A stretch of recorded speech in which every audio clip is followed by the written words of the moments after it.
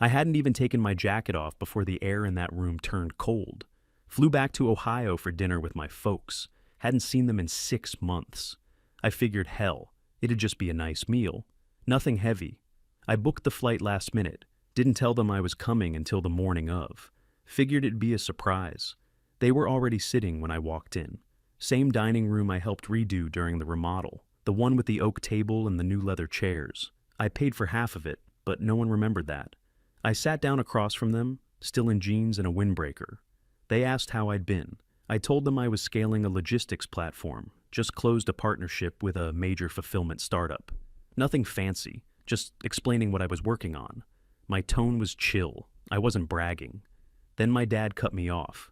"You still playing businessman in coffee shops?" That's how he said it, like I was some dumb kid pretending to be important. Before I could answer, my mom crossed her arms and gave me that tight-lipped look. "You never even finished your degree." I laughed under my breath, leaned back in the chair. "I didn't need it, Mom." Then my dad snapped. His voice cracked like it used to when he yelled at the dog. "You're not fooling anybody. You're just pretending to be successful. You're a disgrace to this family." The room went dead silent. I looked at both of them. My mom had already looked away, shaking her head like she was embarrassed for me. My dad? He was full-on glaring now. I stood up, pushed my chair in, the one I paid for. My hand was steady. I wasn't about to fight. "All right." That's all I said. Just that. Walked out, straight through the hallway, past the pictures they never updated, past the stupid key rack with a "Family is Forever" sign above it. And as I pulled the door closed behind me, I heard them laughing. Not light chuckles. That mean, sharp kind that hits your spine. Quick note before we keep going, before listening. Share which city or country you're watching from. I didn't even look back. I just walked straight to the rental car and drove off into the dark. I kept my hands 10 and 2 the whole ride to the hotel. Didn't call anyone. Didn't cry. Didn't think. I ordered room service and booked my flight back to Florida for first thing in the morning. I was done trying to be their son. I landed in Florida the next morning, dropped my bag at the door, and stood barefoot on the marble floors of my living room, staring straight out at the water. That place, 5-bedroom, ocean view, top floor, fully paid off. No mortgage, no roommates, just me and peace. And that little comment my dad made about coffee shops, yeah. By then, that scammer had already signed a $6.2 million warehouse automation contract with one of the top 5 shipping companies in the country. 31% ownership in a software firm that had just been valued at $140 million. But sure, I was a disgrace. I didn't leave the house much that week. Took calls on the balcony, worked from the hot tub some days. Took meetings in shorts and no shoes, because I could. First call came that Thursday. Blocked number. I let it ring, didn't even blink. Friday came, 2 more, then 4. Then texts from random area codes. By Sunday, I checked my missed calls. 18 from Mom alone. The voicemails started nice. "Hey honey, just wanted to talk. Call us when you're free." Then the tone shifted. "Daniel, it's urgent. We're in trouble." No details, no apology, just desperation. I brewed a fresh pot of coffee, opened the sliding doors, and sat out on the balcony. Watched the waves roll in, slow, clean. The sun was starting to set. Orange sky, breeze coming off the water. Perfect evening. My phone buzzed again. Another unknown number. I hit decline. Because here's the thing. You don't slam the door on a man and then beg to come in when the rain starts. You don't laugh at your own son like he's some joke, then cry when he stops showing up. That's not how any of this works. I didn't block them. I didn't scream or curse. I didn't post some revenge rant online. Monday morning, I walked into my home office. Glass desk, leather chair, 3 monitors, and checked the numbers again. All green. 3 new companies wanted meetings. 1 VC firm out of Boston had already sent over a term sheet. I clicked play on another voicemail. Mom's voice cracked halfway through. "We're going through something. Please, just call." I didn't. By Thursday, a cousin I hadn't talked to in years messaged me on LinkedIn. "Hey bro, your mom's trying to get in touch." Didn't respond. Because now it wasn't just about business. It was about principle. They had made it clear I was nothing to them. Now they were the ones pretending. Like nothing happened. Like I'd forgotten. I hadn't. Saturday morning, I was grilling steak out back. Had a buddy over from Tampa. Guy runs his own freight brokerage. We were talking expansion when my phone buzzed again. Mom's cell calling. I turned the phone over, face down on the patio table, took a bite of steak. "They call you a lot?" my buddy asked. "Yeah," I said, chewing. "They want in, but they burn that bridge." He nodded. "Happens to a lot of us. Family can't see the vision until it pays out." "Too late now," I said, and I meant it. By Sunday night, the calls stopped. Voicemails too. Quiet again. Just how I liked it. They wanted something from me, but they didn't even know who I'd become, because while they were busy mocking the dropout who worked in hoodies and took meetings in cafes, I was out here building the future, and I didn't owe them a damn thing. I was on the causeway, halfway back from the gym, when my phone lit up. Unknown number again. I ignored it. Not 10 minutes later, my building's front desk called. "Sir, there's an older couple downstairs. They say they're your parents." I didn't hesitate.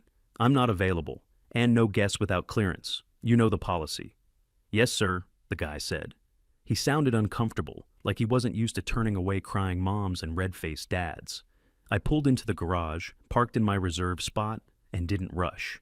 Took my time walking up to the unit. When I got in, I kicked off my shoes, grabbed a protein shake, and opened the laptop. Pulled up the security cam feed from the front lobby. There they were, Dad pacing in tight little circles, hands shoved in his pockets, jaw tight. Mom sitting on the edge of one of the lobby chairs, eyes darting between the door and the front desk. She was doing that soft sob thing. No actual tears, just the performance. They looked smaller than I remembered, older, and not just in years, in posture, in energy. They didn't recognize the man they'd tossed out, not the one living in a corner unit with full water views, not the one with access-restricted elevators and concierge security. I sat there and watched for 5 solid minutes. No sound, just video. But I didn't need to hear anything. I knew exactly how the conversation had gone. Try calling him again. He's not answering? Tell them we're his parents. Maybe he'll feel guilty. Guilt. That's what they'd always counted on. That I'd feel so desperate for their approval, I'd fold. But not this time. I remembered how they handled it when I dropped out of college. They didn't ask questions, didn't even let me explain. Instead, they had a family meeting, without me. Told my uncle I was freeloading off Reddit scams. Told my cousins I was throwing away my future. What I was actually doing? Building an automated returns tool for e-commerce vendors. Custom backend, fast API, scalable with plugins. Took me 6 months and 2 laptops that nearly caught fire, but it worked. Today, that tool is licensed by 5 major platforms and running in the background of thousands of online stores. But all they saw back then was a disappointment in a hoodie. I clicked through the camera angles, zoomed in on Dad's face. He looked like he hadn't slept. His shoes were worn, shirt tucked in, wrong, good. Let him feel uncomfortable. Let them both sit in the same silence they gave me after that dinner. I closed the laptop, walked over to the kitchen, flipped the steak I had resting on the counter, and tossed it on the skillet. Medium rare. Garlic butter. Turned on some music, cracked open a seltzer, and started plating. That camera feed? Never looked at it again. Because they weren't here to make things right. They were here because they were sinking. And I wasn't throwing a life raft to people who'd let me drown. Later that night, my phone buzzed while I was wiping down the counter. Just one line. "We're struggling. Can you help? Just a small loan until things settle." From my dad. No greeting, no apology, no, "we messed up." Just that. I stood there, hands still damp from rinsing out a dish towel, staring at that message. Took me right back to that dinner. Him yelling, her smirking. Both of them acting like I was some failed sideshow act. So I replied. I thought I was trash. Sent, delivered, read. Then nothing. "No, I'm sorry. No, you're right." Just silence. 3 days passed. I closed another deal during that stretch. VC firm out of Boston, logistics software expansion, 48-hour turnaround from first call to term sheet. 6 figures up front, 7 figures in equity. While the man who once said I'd never amount to anything in the real world was out here begging via text message. Friday afternoon, my sister called. We hadn't spoken in over a year, didn't even have her number saved. "Daniel," she said, voice low, like she was already bracing for the hit. "Can you talk for a minute?"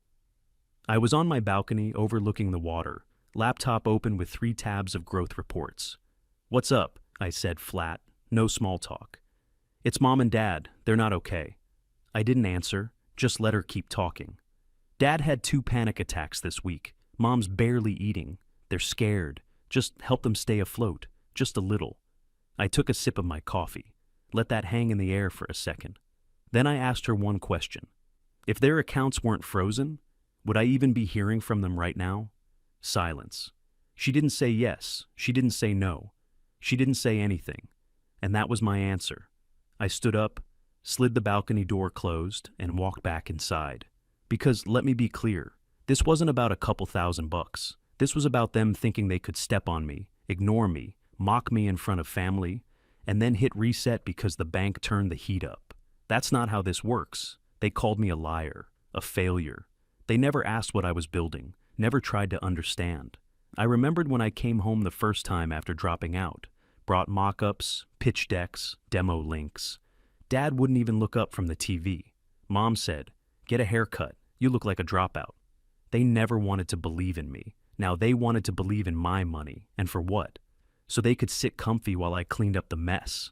Nah, that door wasn't just closed, it was welded shut. They weren't asking for help, they were asking for convenience, for rescue without reflection. And I don't invest in people who only remember my number when they're sinking. That night, after my sister hung up, I sat at my desk and drafted the email. No emotion, just facts. Subject, help body. "I'm sorry for your situation, truly. But this is the life you told me I didn't deserve. I won't fund comfort for those who chose cruelty when kindness cost nothing." I read it twice. Didn't change a word. Hit send, no reply. Not that night, not the next day. Not ever. They knew it was final. That weekend, Business Ledger Southeast dropped the feature. From dropout to digital logistics king, 6-page spread, lead photo was me on my balcony, barefoot, sunrise behind me, mug in hand. That mug, it said self-made, self-funded. Their idea, not mine, but it fit. The story was straight numbers, revenue charts, market shares, strategic partnerships, nothing flashy, just results. And the flood started. Old bosses who used to tell me I lacked direction. Professors who marked me down for not following structure. Even 2 exes who'd ghosted me when things got tough. Suddenly, I was brilliant. So proud of how far you've come. Always knew you had it in you. Funny how people switch up when the camera's on. But you know who stayed quiet? The ones who laughed when I said I was building something. The day the article hit print, I walked into my kitchen, poured myself a second coffee, and leaned on the counter, phone lighting up every few seconds. I didn't respond to anyone, not out of spite, just clarity. Because now they weren't congratulating me. They were trying to ride a wave they didn't help create. And I was done handing out surfboards. My parents never showed up with support, just with shame. Now they wanted help, wanted money, wanted access. They could want all they liked. I gave them my answer, clear, final. Kindness isn't free, especially when it was never mutual. Monday morning, I was going over some cap table revisions when my phone lit up. My lawyer. He doesn't call unless it's important. I answered on speaker. "Daniel," he said, straight to the point. "Your parents' financial advisor reached out. Wants to know if you'd consider giving them a loan. Property taxes are 6 months overdue." I didn't even blink. "Sure," I said. "Send them my rates, business only." He paused like he thought I was joking. "You're serious?" "Dead serious." Click. Call ended. I wasn't cold. I was consistent. They wanted to treat me like an outsider? Cool. Let's do it officially. 2 days later, I got an email from my aunt. She'd always played middle ground, never too involved, never too helpful. "They didn't mean it," she wrote. "They're just old-fashioned. That's how they were raised." I stared at the screen for maybe 10 seconds before replying. I've forgiven them, but I'm not responsible for them. Send, no follow-up. That same week, I closed on my second beach house. Destin, 3,800 square feet, 4-car garage, gated, full ocean view, all cash. Didn't even flinch at the wire transfer. Because while they were busy pulling emotional stunts, I was investing in peace. Not the past, not their guilt. Not old wounds dressed up as apologies. Peace. I moved fast on that place. My assistant lined up the inspection, the closing attorney was on retainer already, and the seller wanted out before the holidays. The moment the deal was finalized, I drove out there, barefoot again, coffee in hand, walked through the empty house with the echo of my own steps bouncing off the walls. That was my kind of silence, not the silence of being dismissed or ignored. This one meant freedom. Nobody could touch what I built. Not the family that laughed, not the teachers who rolled their eyes, not the so-called friends who said I should get a real job. I didn't need anyone's approval, especially not from people who thought I was only worth something once the checks started coming in. Let them figure out their overdue taxes. Let their advisor figure out a new plan. Me? I was done carrying people who cut my legs out the second I tried to stand. Friday morning, the doorbell rang. I wasn't expecting anything. No meetings, no deliveries. I walked out front, and there it was. A padded envelope on the mat. No return address, just my name. I brought it inside, sliced it open with my thumb, and pulled out a single folded sheet of paper, handwritten. I knew the handwriting instantly. That careful, too big script my mom always used when she wanted something to feel special. The paper smelled faintly like her laundry detergent. She used to overdo it, like she thought clean clothes could make up for cold hearts. The note started like this. We just wanted better for you. That was the first line. Not we were wrong, not we're sorry, just we wanted better. Then, can we come see the house? That was it. No ownership, no apology. No mention of the things they said. No acknowledgement of the way they kicked me when I was down. Just nostalgia, laced with regret. Like memory was supposed to erase everything. Like wanting better was a valid excuse for humiliation. I held the letter for a second, let it sit heavy in my hand, then walked over to the shredder, turned it on, and fed the paper through. That sound, the blades chewing through the page, was more satisfying than I expected, and it sure as hell doesn't come without an apology. Later that afternoon, I called my assistant. Book a photographer, I said. Sunset shoot, new house, minimalist vibe. She asked, any specific mood? I said, make it look earned. 2 days later, the team showed up just before golden hour. Drone, lights, full setup. I wore a simple black tee, coffee mug in hand. No flashy watch, no rented car. Just me, the house, and the view. The mug read, built from nothing. We shot for maybe an hour. Photographer kept saying, you want a smile? Nope, I said. This one's for them. The cover wouldn't drop for a few more weeks, but I already knew. If they wanted to see me now, they'd have to buy the magazine. No tours, no invites, no calls returned. They had their chance to show up when it mattered. Now they could watch from the sidelines like everybody else. Because I wasn't just protecting a house. I was protecting peace. And there wasn't a single room left for people who only remembered me once I had something to offer. Tuesday morning, the Business Ledger Southeast feature hit newsstands. There I was, front cover, white backdrop, clean lines. Headline in bold black letters, told he'd fail, now he doesn't answer.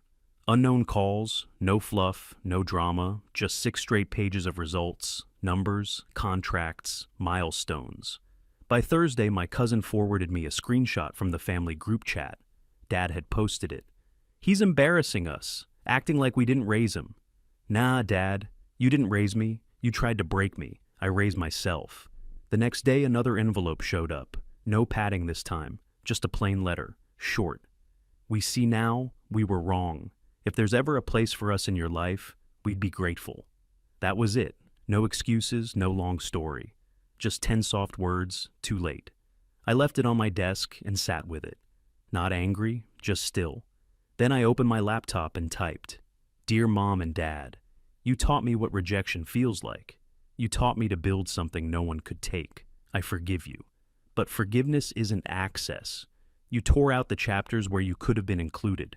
I wish you peace, but from a distance. Daniel, no warmth, no signature, just closure. I sealed it in an envelope, dropped it in the outgoing mail pile, and didn't think about it again. Because I don't owe love to people who only showed up for the glow-up. 6 months passed, no more letters, no more calls.